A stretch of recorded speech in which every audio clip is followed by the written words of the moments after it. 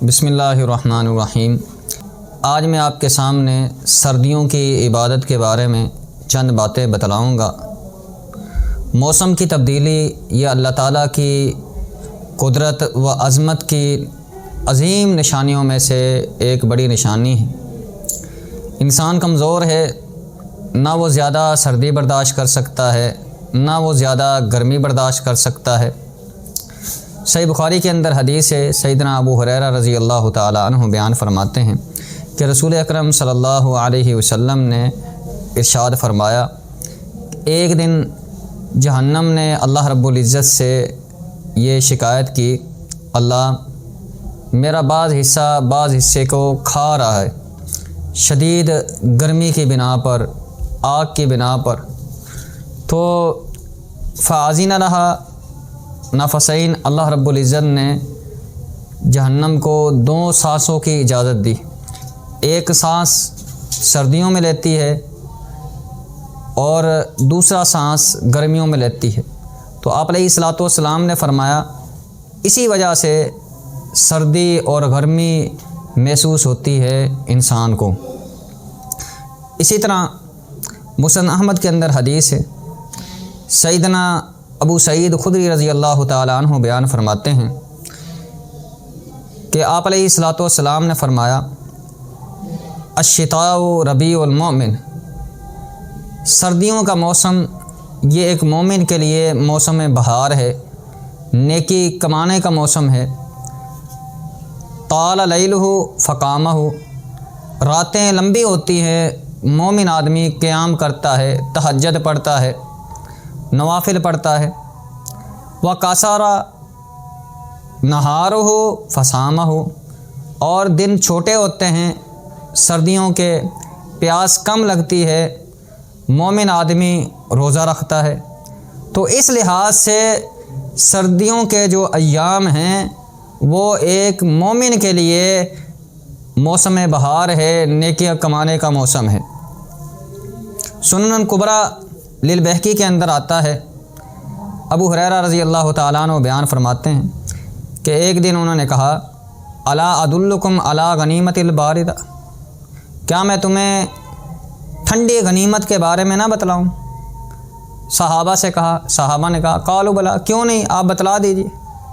تو سیدنا ابو ہریرہ رضی اللہ تعالیٰ عنہ نے فرمایا، الصیام فی الشتاء، سردیوں کے موسم میں روزے رکھنا یہ ٹھنڈی غنیمت ہے۔ اسی طرح حلیۃ الاولیاء کے اندر آتا ہے، سیدنا عمر بن خطاب رضی اللہ تعالیٰ عنہ بیان فرمایا کرتے تھے، الشتاء غنیمت العابدین، سردیوں کا موسم یہ عبادت کرنے والوں کے لیے غنیمت کا موسم ہے، موسم بہار ہے۔ اور سیدنا ابن مسعود رضی اللہ تعالیٰ عنہ کے بارے میں آتا ہے کہ جب سردیوں کا موسم آتا تو فرماتے، مرحبا بالشتاء مرحبا بالشتاء، مبارک ہو تمہیں، سردیوں کا موسم آ گیا ہے، سردیوں کا موسم آ گیا۔ کیوں؟ تنزل فیہ البرکہ، اس میں برکت نازل ہوئے گی۔ اور ویطول فیہ اللیل، راتیں لمبی ہوئیں گی، للقیام، قیام کے لیے۔ ویکثر فیہ النہار للصیام، اور دن چھوٹے ہو جائیں گے، دن چھوٹے ہوئیں گے، ہم کیا ہے، روزہ رکھیں گے۔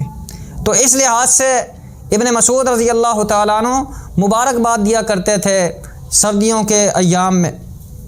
اسی طرح سیدنا عبید اللہ بن عمر کے بارے میں آتا ہے، وہ فرمایا کرتے تھے، اذا جاء الشتاء، جب سردیوں کا موسم آتا تو وہ کہتے، یا اہل القرآن، اے اہل قرآن، طال لیلکم لقراءتکم فقرؤ، راتیں لمبی ہو گئی ہیں، اہل قرآن، حفاظ کرام، قاری کرام، راتیں لمبی ہو گئی ہیں، لہذا تم رات کو اٹھو، قیام اللیل کرو، قرآن پاک کو پڑھو، اور دن چھوٹے ہو گئے ہیں تمہارے روزے رکھنے کے لیے، فصوموا، تم روزہ رکھو۔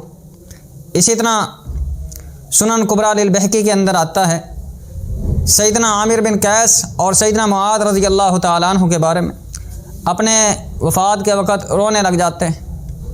تو کسی نے پوچھا، آپ کیوں رو رہے ہیں؟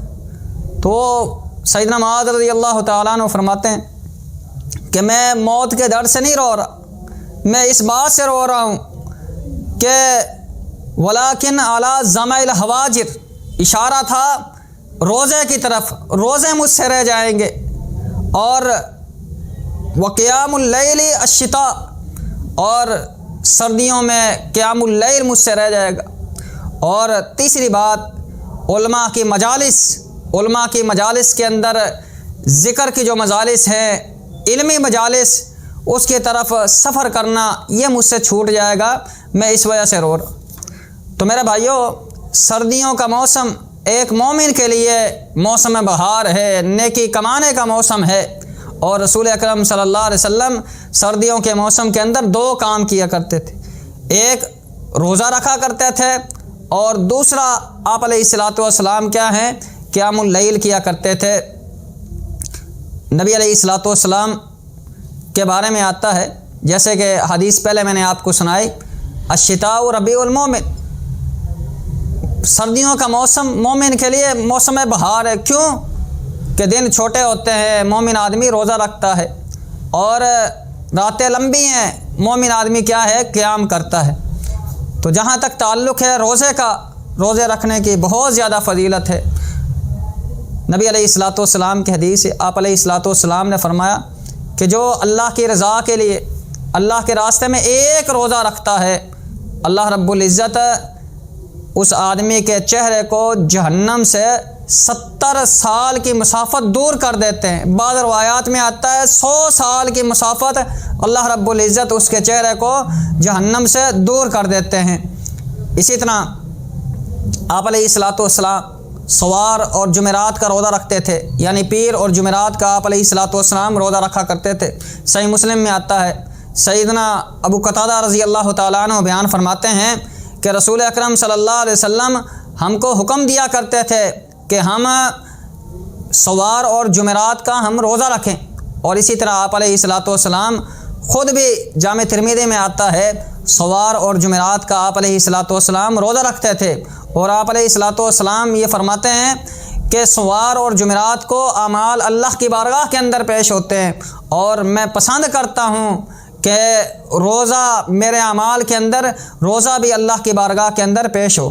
تو لہٰذا ہم کو چاہیے سوار اور جمعرات کا ہم روزہ رکھیں۔ اسی طرح آپ علیہ الصلاۃ والسلام ایام البیض کا روزہ رکھتے تھے۔ ایام البیض سے مراد یہ ہے چاند کے 13 کا، 14 اور 15 تاریخ کا، جب چاند روشن ہوتا ہے۔ سنن ابی داؤد میں آتا ہے، سیدنا قتادہ رضی اللہ تعالیٰ عنہ بیان فرماتے ہیں کہ نبی علیہ الصلاۃ والسلام ہم کو ایام البیض کے روزوں کا حکم دیا کرتے تھے، یعنی چاند کے 13 کا، 14 کا، 15 کا۔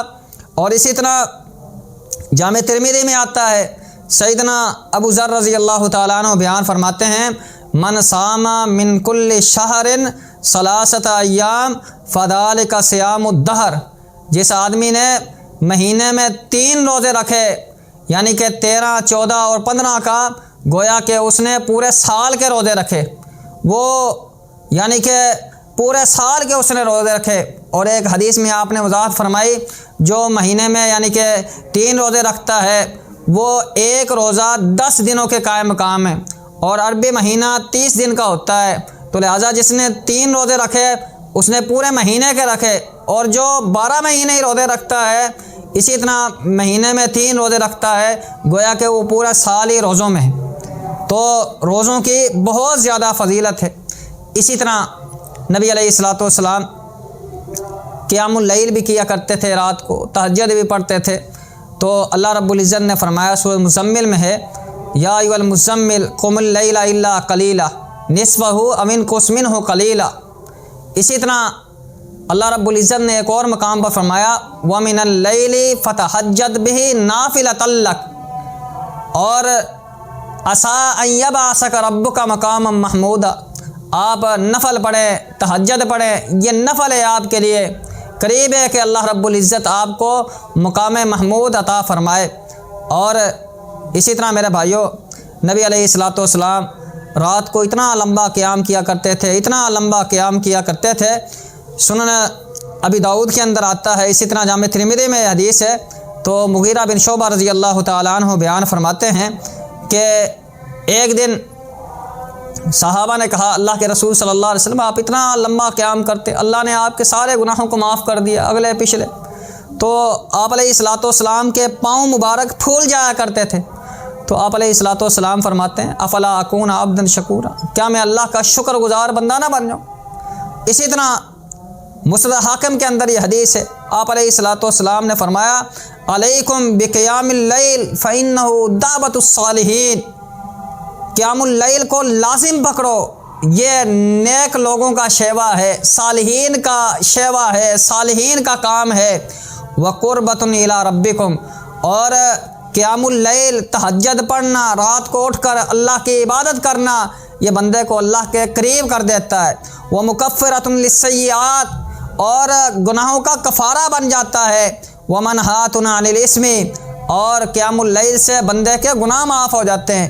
اسی طرح صحیح حدیث ہے، آپ علیہ الصلوۃ والسلام نے فرمایا یا ایھا الناس افشوا السلام واطعموا الطعام وصلوا الارحام صلوا باللیل والناس نیام تدخلوا الجنۃ بالسلام، اے لوگو سلام کو عام کرو، کھانا کھلاؤ، اور جب لوگ سو رہے ہوں اس وقت قیام اللیل کرو، اللہ کے سامنے کھڑے ہو، اللہ کی عبادت کرو، تدخلوا الجنۃ بالسلام، تم اللہ کی جنت کے اندر سلامتی کے ساتھ داخل ہو جاؤ گے۔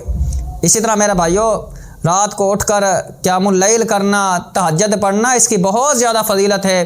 نبی علیہ الصلوۃ والسلام رمضان اور غیر رمضان کے اندر 11 رکعات آپ علیہ الصلوۃ والسلام نفل تہجد یہ پڑھا کرتے تھے، اور یعنی 8 رکعات آپ علیہ الصلوۃ والسلام تہجد کی، اور 3 رکعات آپ علیہ الصلوۃ والسلام وتر پڑھا کرتے تھے۔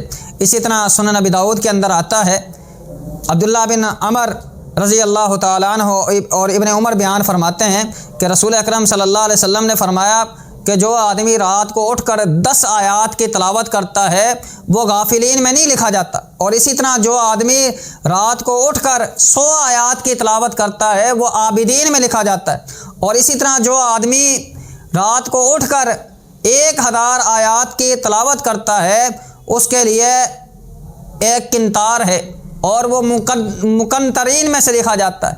اور یہ کنتار کیا چیز ہے، کتنا بڑا پیمانہ ہے، اللہ اکبر کبیرہ۔ ایک اور حدیث میں آتا ہے، سنن ابی داؤد کے اندر اس کی وضاحت ہے۔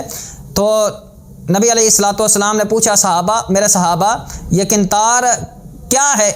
صحابہ نے کہا اللہ اور اس کا رسول بہتر جانتا ہے۔ آپ علیہ الصلوۃ والسلام نے فرمایا میرے صحابہ، ایک کنتار میں 12,000 اوقیے ہوتے ہیں، اور ایک اوقیہ دنیا و ما فیہا کی دولت سے افضل ہے۔ اسی طرح صحیح حدیث ہے، طبرانی کے اندر یہ حدیث ہے، آپ علیہ الصلوۃ والسلام نے فرمایا کہ جو آدمی رات کو اٹھ کر 2000 آیات کی تلاوت کرتا ہے اس آدمی کے اوپر جنت واجب ہو جاتی۔ تو میرے بھائیو، بہت زیادہ فضیلت ہے قیام اللیل کرنے کی، تہجد پڑھنے کی۔ اور جدید دور ہے، اگر ہم حافظ نہیں ہیں، قرآن دیکھ کے پڑھ سکتے ہیں، موبائل کے ذریعے ہم پڑھ سکتے ہیں دیکھ کے، یہ بھی صحابہ کرام رضوان اللہ علیہم مجمعین سے ثابت ہے۔ مصحف دیکھ کے صحابہ کرام، بعض صحابہ سے یہ ثابت ہے پڑھنا۔ تو اللہ سے دعا ہے اللہ رب العزت ہم کو سردیوں کے موسم کو غنیمت جاننے کی ہم کو توفیق عطا فرمائے، اور کثرت کے ساتھ ہم کو عبادت کرنے کی توفیق عطا فرمائے۔ اقول قولی ھذا واستغفر اللہ الذی ولکم ولسائر المسلمین، والسلام علیکم ورحمۃ اللہ وبرکاتہ۔